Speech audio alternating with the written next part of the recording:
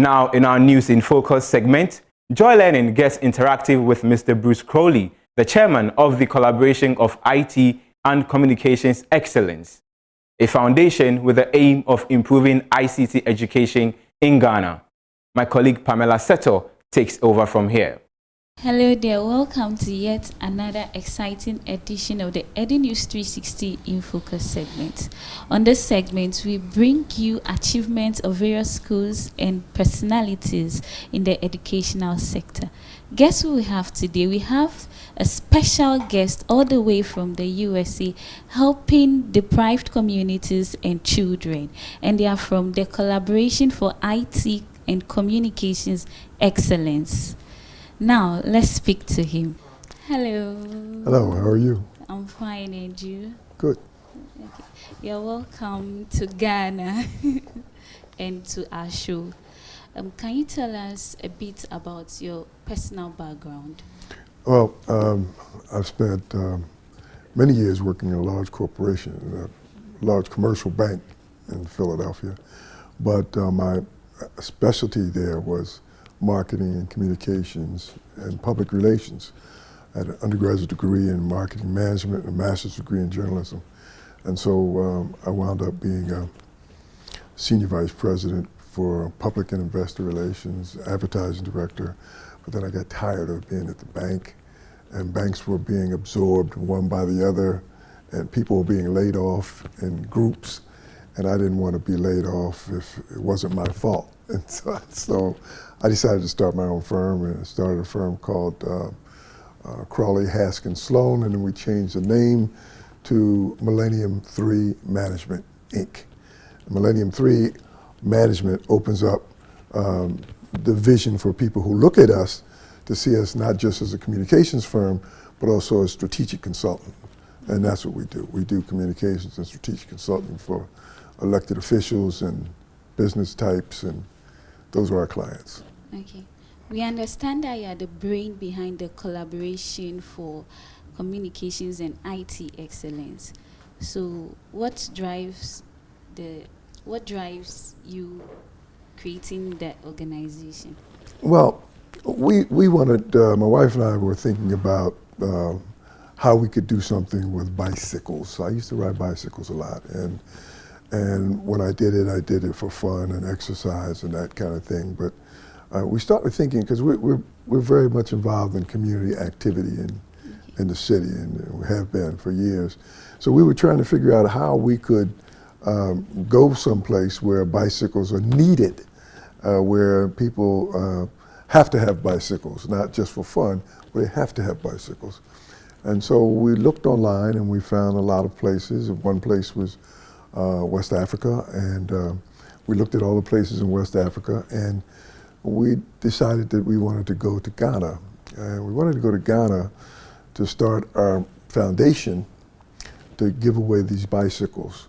We found a woman online who was in Kumasi, and she manufactures bamboo bicycles, and we love the concept. And so we said we buy bamboo bicycles and we'll give them away free in the rural, under-resourced areas of Ghana, north and south.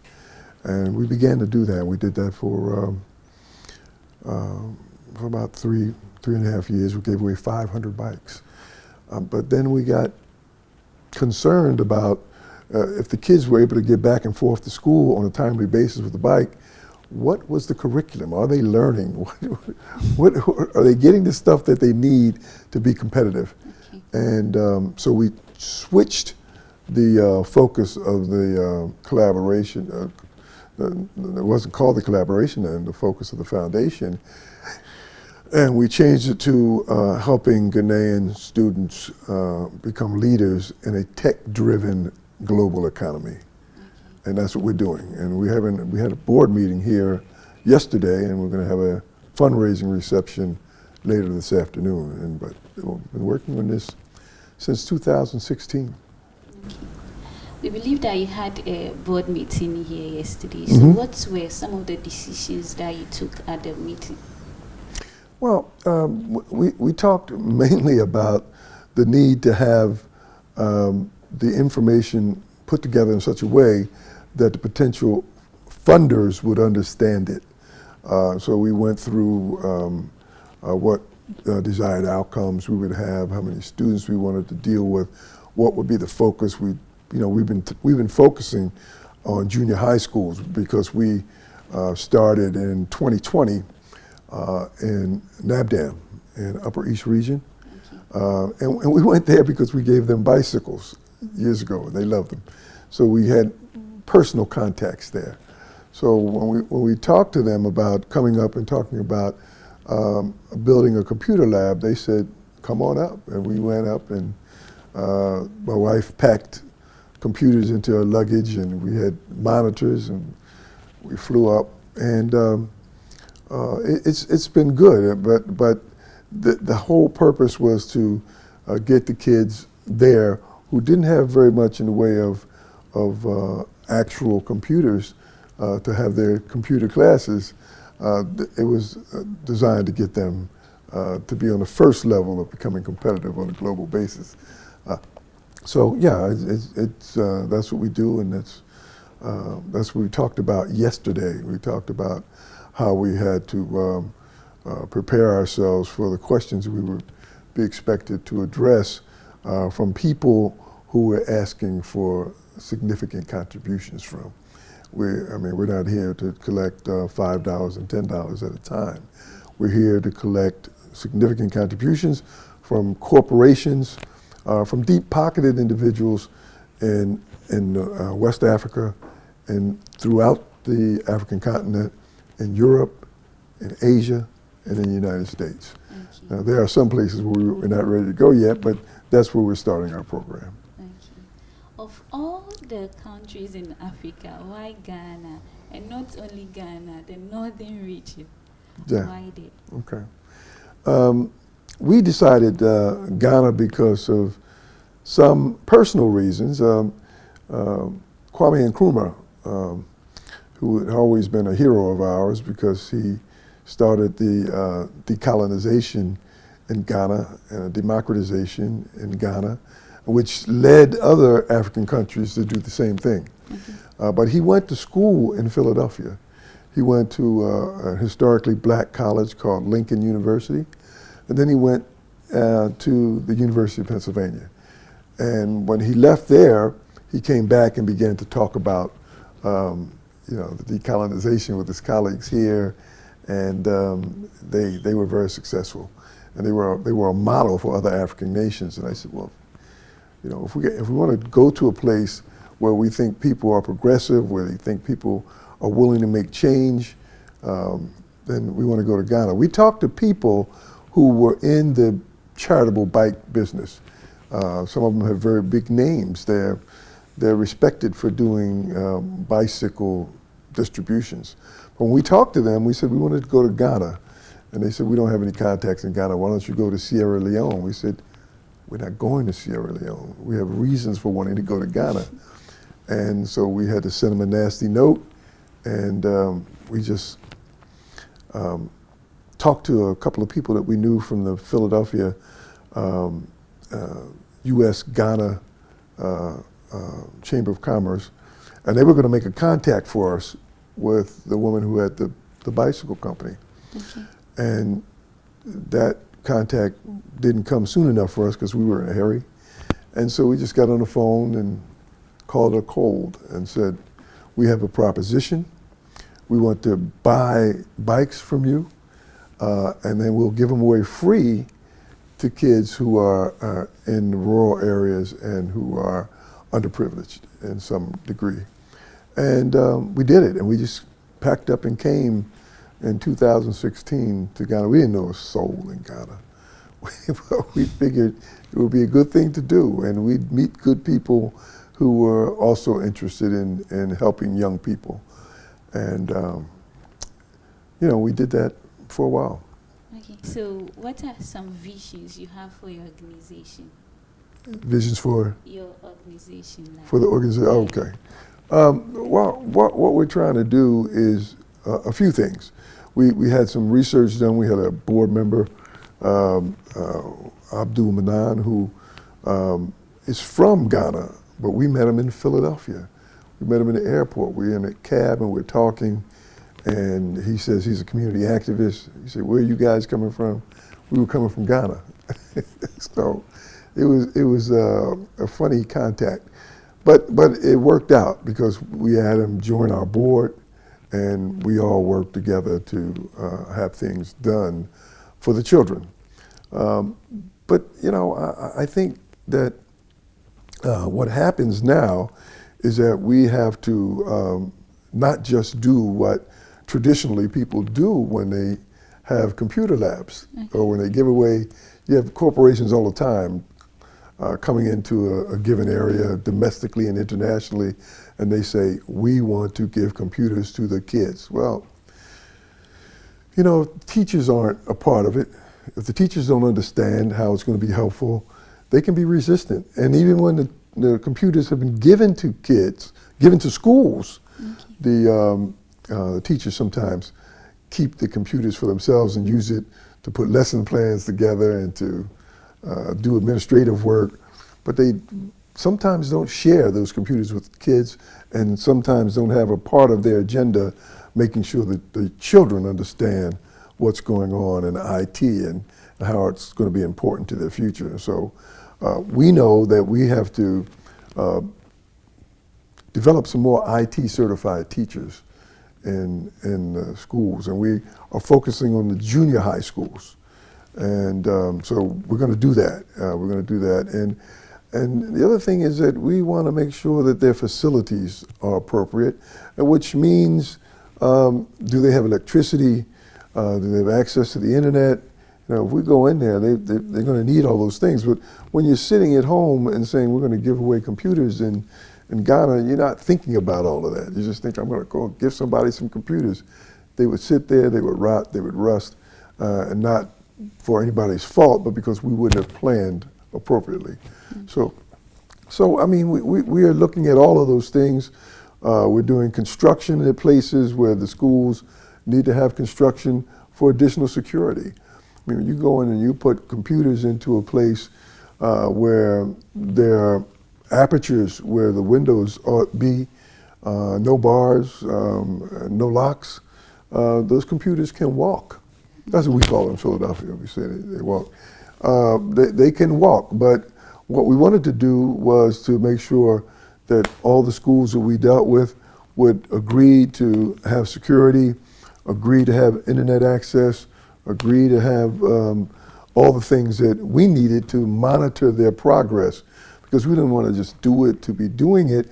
We wanted to make sure, one, they got better at IT, and two, that they were able to apply those IT lessons to all of the other coursework they had to take. Because if they don't do that, it's a tough struggle for them to survive. And you know, we've learned a lot. I mean, we came over here to teach the kids, but we've learned a great deal about how you have to plan to do these kinds of things. And so far, so good, but we've still got a lot of work to do. Talking about the girl child, we celebrated International Day of the Girl Child. What did you do to celebrate the girls on that day? No, we celebrate the girl child every single day. We don't keep up with when it's time for us to promote young ladies because somebody else, some third-party organization has said so. We do it every single day. Okay. And you know, we're going to move into places where all the students are not female, but using what we're doing now, the focus is on young ladies, and we don't have the luxury to think about young men yet. Okay. But we're going to be giving away 30, I'm sorry. We're going to be giving away 30 computers and monitors in Upper West region, in WA. And we're going to be doing that over the next couple of 3 days. So then we're going to move further down. We're going to go over to the northeast. We're going to go to the north. We're going to be moving down to Savannah. We have a plan to do all of those places in the north first. Okay. And the reason we do that is that we thought, just from our brief time here, that the North has gotten a bad reputation for capacity and capability and ability to learn, and the problem is that they haven't gotten the budget that they should have had, and a lot of that is still the vestiges of colonialism. And so when the colonizers were in Ghana, they gave most of their investment, most of their budgetary dollars to places in the South, and Accra and places like that, and that's, there's nothing wrong with giving support to Accra, but when you do that at the expense of people in the North, and then blame the people in the North for not having enough educational capacity, that's a problem. And so we figured we'd try to offset that to some degree by moving into a northernmost focus for our program, and then we'll move down the map and into central Ghana and into southern Ghana. But we will still have to talk to people. And what are some anticipated challenges? Some of the biggest challenges? Yes. One of the biggest challenges, of course, is money. So we're having today a fundraising presentation, and we've got, I think, 40, 50 people coming. And I think I mentioned we're looking for significant dollar contributions. And if there are small contributors who want to participate in that program, we're going to be encouraging them to collaborate themselves, and people who live in a given neighborhood can come together and raise sufficient money that will be in the entry level of our program. Okay. Apart from fundraising programs, where do you get the funds to help your organization? Well, a lot of the funding to date has come from our board members and from us, my wife and I. We contributed quite a bit of money, but we're going to have a component of this corporate fundraising program that's also directed at the board members. So that's going to be running concurrent with the other work that we do. Okay. So, we'll take money from anybody, but that's what we're going to be doing. Okay, thank you much. Thank you. Ghanaians, we are grateful for this initiative. Not everybody gets the opportunity to get kind people like you to donate to them. We are grateful. Thank you. Thank you very much. I appreciate the opportunity. If you just tuned in, it's still Edunews 360 in Focus segment, and we spoke to the brain behind the collaboration for IT and communications excellence. He has donated a lot to underprivileged communities in Ghana. I hope you enjoyed this interview. I am Pamela Seto. Enjoy the rest of our program.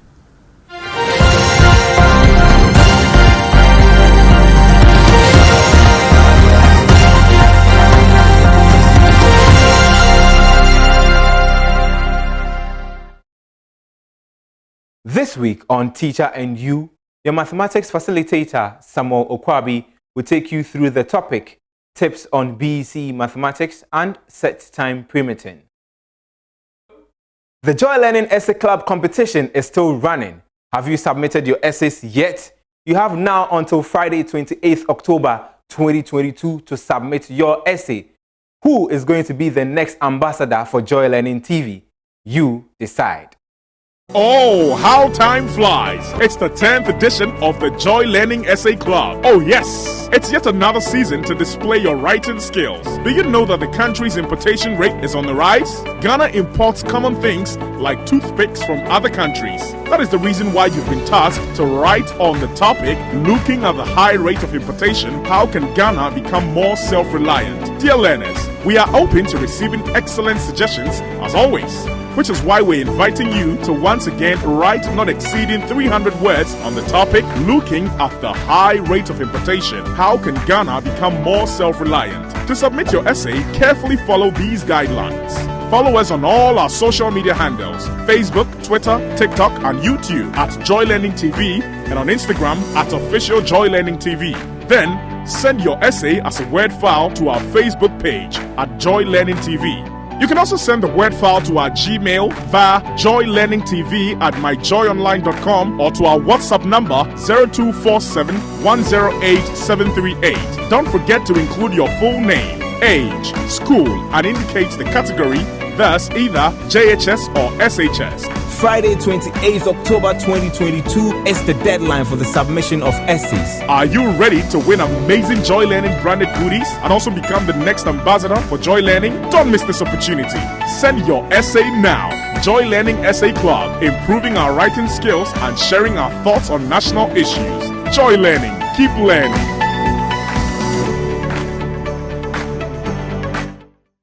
Remember, Joy Learning is also giving you the opportunity to send heartwarming messages to celebrate your loved ones on the JL birthday wish. It's time to wish your loved ones well on that special occasion. Is it the birthday or anniversary of your child, friend, classmate, your schoolmate, your teacher, or non-teaching staff of your school? The all-new JL Birthday Wish by Ghana's #1 educational TV channel hits your regular classroom screen. And as usual, it is time for Jack to play and have fun. It has been made easy for you, and this is how. Send a picture of your loved ones. Add their names, school, and location, and a heartwarming birthday message. And finally, follow us on official Joy Learning TV on Instagram, like the JL Birthday Wish post, and tag 5 friends. Send it to our WhatsApp line 0247 108 738. And voila!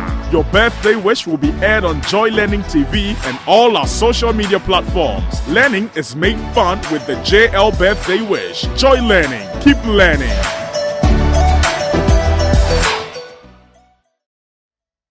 This is how we draw down the curtain on this week's edition of Edunews 360. Make a date with us, same time next week. Till then, do enjoy the rest of our programs. My name is Pakwesi Bannerman.